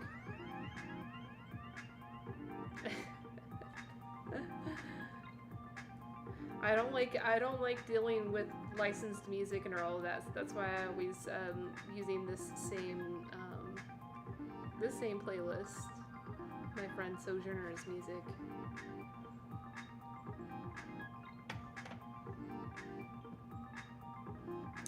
My goal here is simply, or maybe extremely complicated, to eradicate the use of authentic in our American food vocabulary. Not just because it's obnoxious and overused to the point of meaninglessness, like gourmet or premium or foodie, but because it damages the ideal that all food lovers should aspire to quality, creative food that continues to evolve and up the culinary ante. Same thing in tea, and that's why, like, I'm always shy to use words like rare or exclusive. And if I'm going to use the word exclusive, it better damn really mean that, like, meaning only this much, and also providing additional qualifiers that explains why it's exclusive. And if I'm going to use the word authentic, there's got to be actual, because I think like matcha, right? That matcha is a really great example of oh right, T-Sleep, really exclusive Korean tea. I think matcha is a tea type that has been really bastardized and co-opted, like just the marketing term of matcha. And so if a company chooses to explain authenticity in matcha, like realness, like what makes real matcha, I allow that. I think that that's a good use of that word, because there's actual parameters around what makes matcha real, and there is a noticeable difference between real and not real matcha.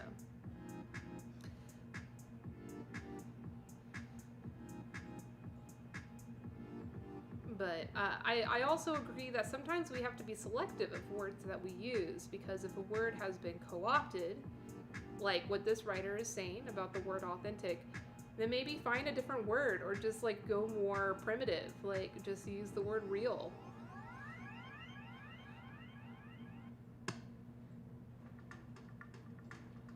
So it's like, even like the word direct trade, you know, a term that I like.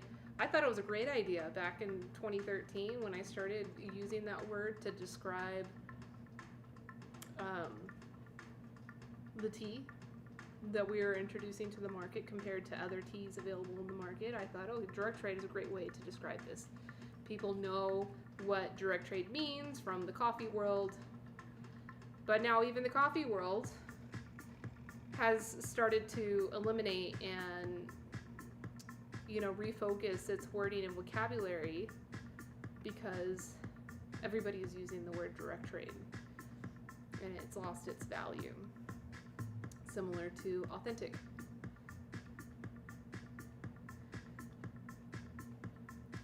But I do want to like close out on one final discussion that I think could be productive between all of us. And that's from the first article. The first article said that one of the dangers of authentic cuisine and the American perception, the American diner's perception, including the foodie, you know, experienced food explorer perception, is that authentic food is perceived to be inherently cheaper, is perceived to inherently be coming from mom and pop. And or like street food, like what I have behind us right now, you know, kind of a highlight of various street food vendors, and I believe this is in Thailand. And I think it's interesting that, like, okay, that may be the case, and people that want to highlight the cuisine and culture that they grew up with and want to share that don't want to be exclusive to lower valued food, lower valued experience, lower cost experiences. But I also want to like highlight that there can be dignity found. There can be dignity found in these like lower cost business models, such as street food. They're not inherently less human or less dignified.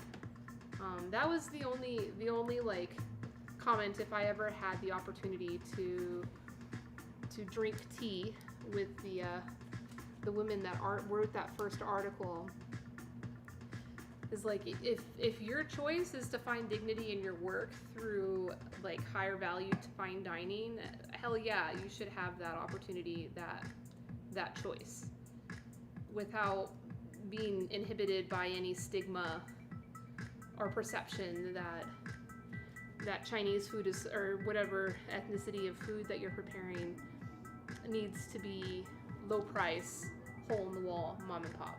Yeah, that's problematic.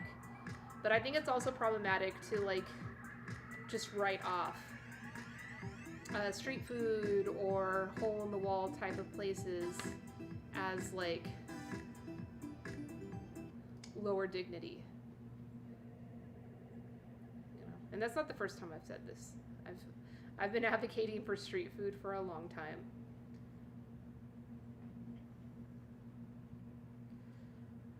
Now, a lot of stigma that exists around street food or like small scale hole in the wall type of establishments, there could be work done on that.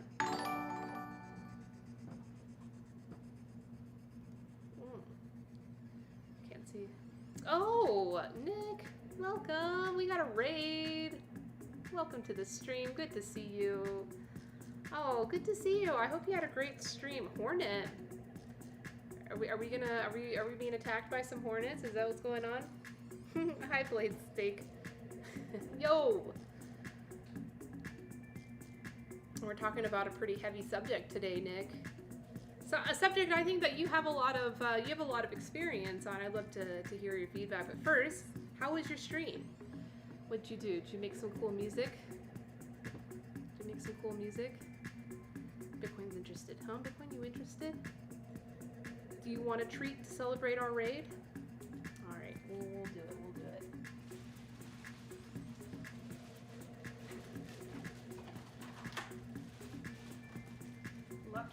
Lucky boy, you got the raid.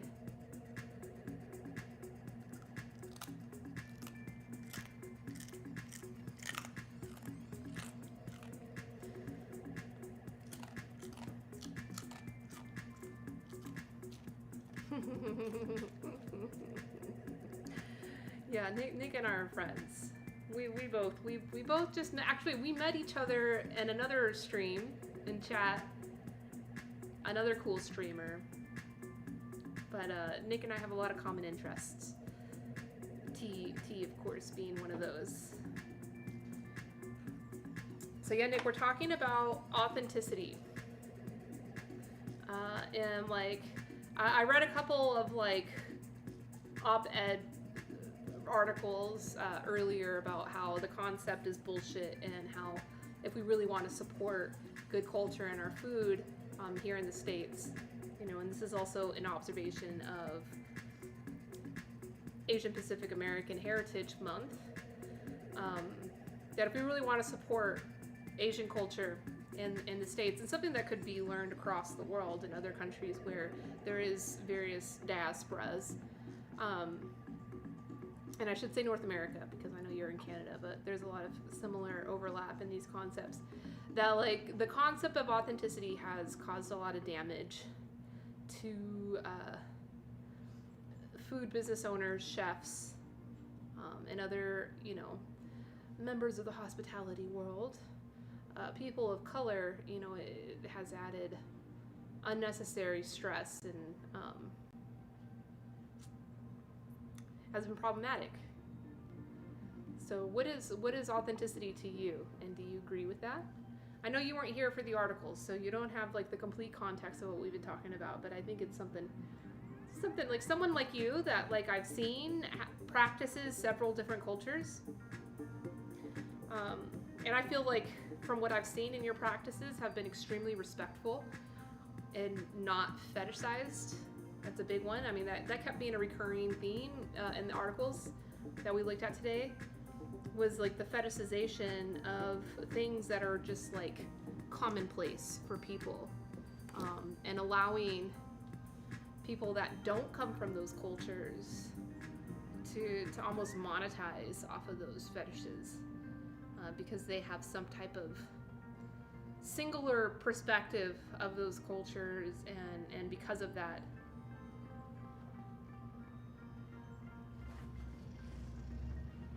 you're a Mediterranean? What does that mean? I've never heard of that term before. I'm curious what that means.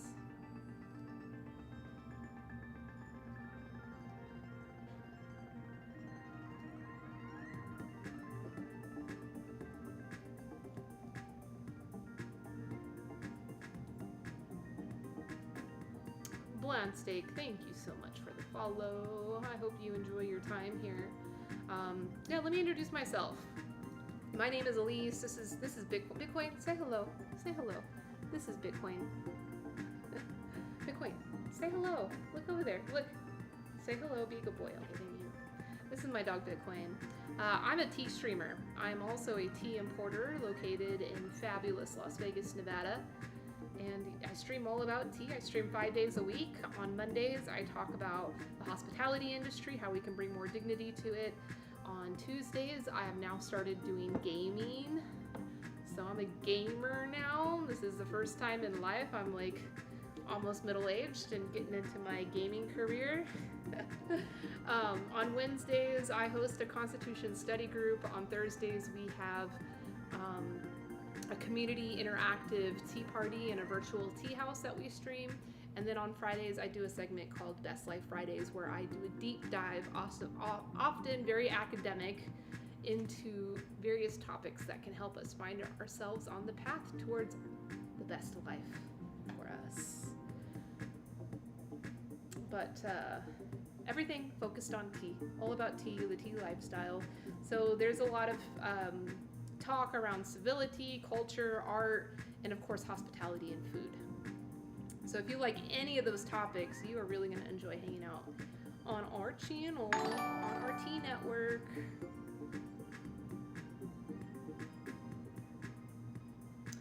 Oh, Ashlyn, thanks for the follow. Thanks for the follow. I love you very much. Oh, those are cute emotes. I like that. Yes, Tea Sleuth, we know you like tea. You know what else I know? I know that you love tongue. I love tongue. Eating tongue, of course. Only the authentic type, though. Only the authentic type.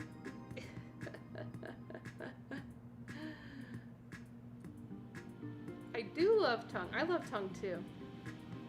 Eric, next time you come to Vegas, there is a Japanese barbecue place that's recently opened here in Chinatown that they have 8 different tongue cuts on the menu. And they bring it out raw to the table, and there's a little grill, a little hibachi grill on the middle of the table. So we can become tongue connoisseurs. I've definitely done it before. I'll do it again. You know, I can never get tired of that experience. Tongue is great. That's probably like my favorite cut to get at Korean barbecue. You'll be in tongue heaven. That's funny.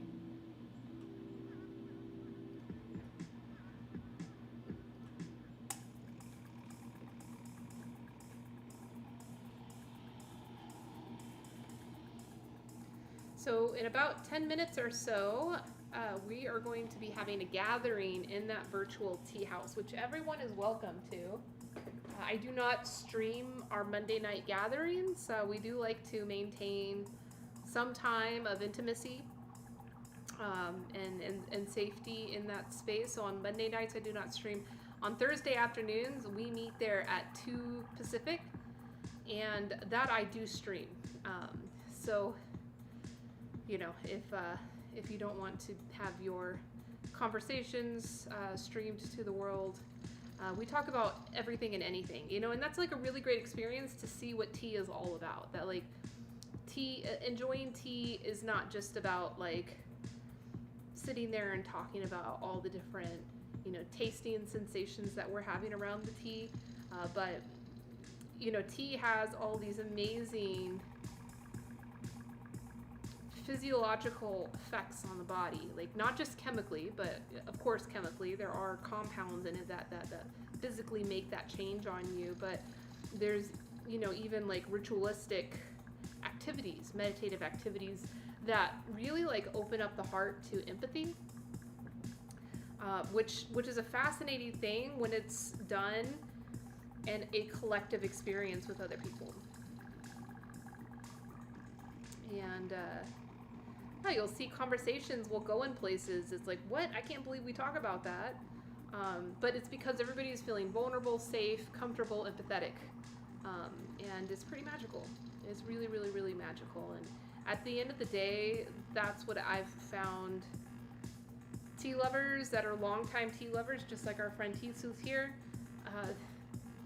that's what keeps you there. Although, Tea Sleuth, you just said that you live for chachi.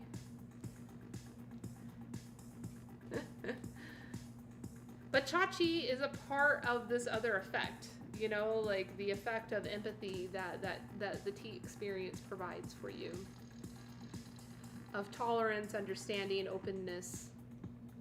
But that experience is heavily impacted in a negative way when you're looking at it from a limited perspective. So in the perspective of, oh, go get it, Nick. Go get that chachi. Go get it. Hey, Nick, if you feel like it afterwards, come hang out with us in Topia. I'm going to put the link right now. It's topia.io/teahouse. All are welcome. This is a public forum, public space. You do not absolutely have to drink tea when you come. You know, it does help elevate the experience if you do, but of course you don't have to. But about in 10 minutes we'll be starting there. You do have to access it from a computer with a Chrome browser or any derivative of Chrome browser. It won't work from your phone. Oh, you're going to be having some good and not so good Fushuan? Why don't you just have the good one? All right, well, Nick, I hope you have a great night. Thank you again so much for the raid. Thanks for bringing your community here. I will be seeing you soon. Much love, brother. Tea, brother.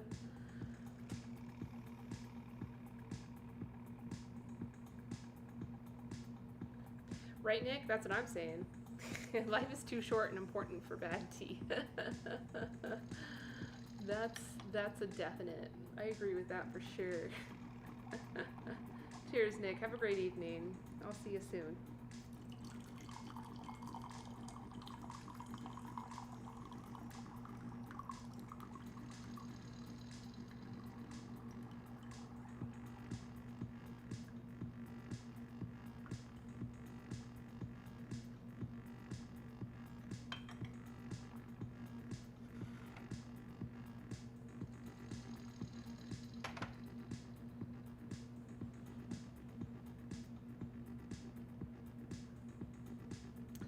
Those your new emotes?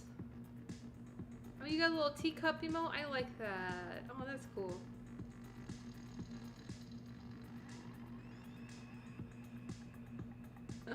Thanks for sharing those. Hey, congrats on your emotes. I didn't know you had any. It's great. Great to see you've got them now.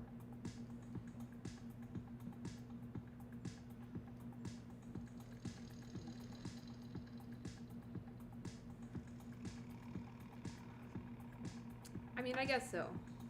Drinking bad tea is not the worst. But, I don't know, someone like you, Eric, you have so much experience. I feel like you don't need that kind of tuition. That's what I like to call bad tea, is tuition. Because, yeah, you won't know the good stuff unless you have bad stuff to reference it to.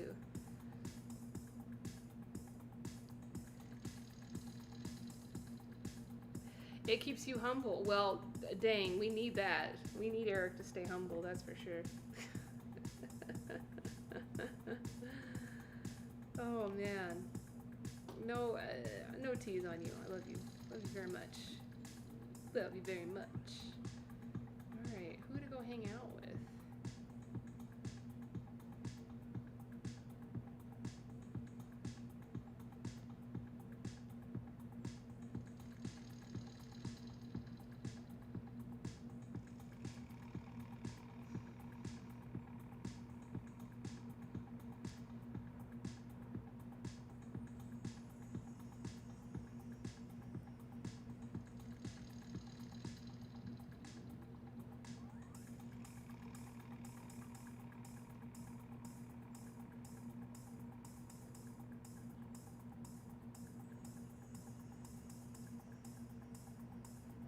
Yeah, see you in a little bit, humble man.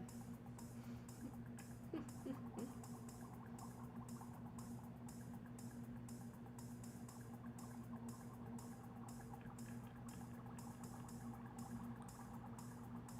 guess I'll send us out to go listen to some music while I get ready for hanging out in the virtual tea room. But thanks for everybody hanging out. Bye, Instagram.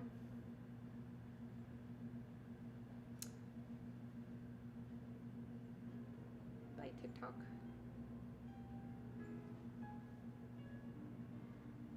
Yeah, this guy is streaming from a bunker. Let's go check him out. I don't think we've ever rated him before. Kev from the bunker. But yeah, you got the link there. Please come hang out with us in the tea room if you are able to.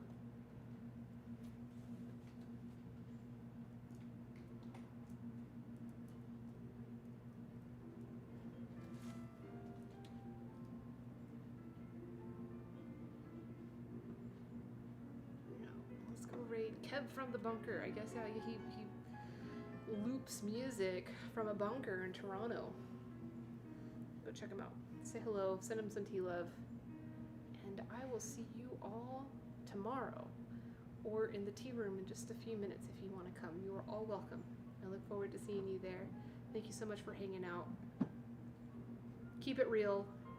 Keep it authentic.